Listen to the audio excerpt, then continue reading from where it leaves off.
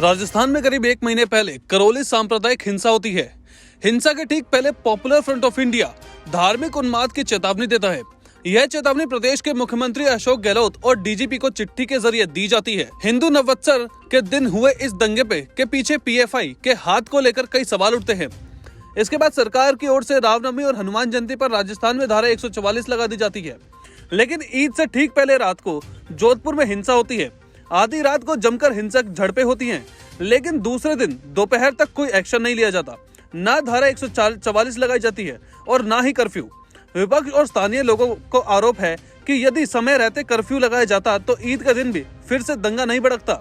लेकिन यहाँ सरकार या पुलिस की नाकामी से भी बड़ा सवाल है, आखिर राजस्थान में दंगों के पीछे पीएफआई का हाथ है? राजस्थान में पिछले 3 साल में 6 सांप्रदायिक घटनाएं हुई हैं।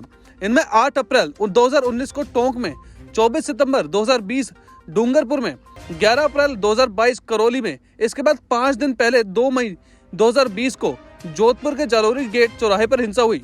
अंतिम 2 दंगे करौली और जोधपुर हिंसा महज 30 दिन के अंतराल में हुई है।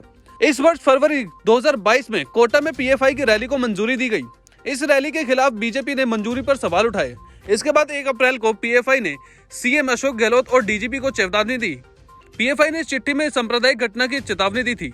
अगले ही दिन 2 अप्रैल को करौली में पथराव और आगजनी की घटना हुई और इसी तर्ज पर ठीक 1 महीने बाद जोधपुर में हिंसा हुई। पॉपुलर फ्रंट ऑफ इंडिया यानी पीएफआई एक चरमपंथी इस्लामिक संगठन है। इसकी स्थापना 1993 में हुई।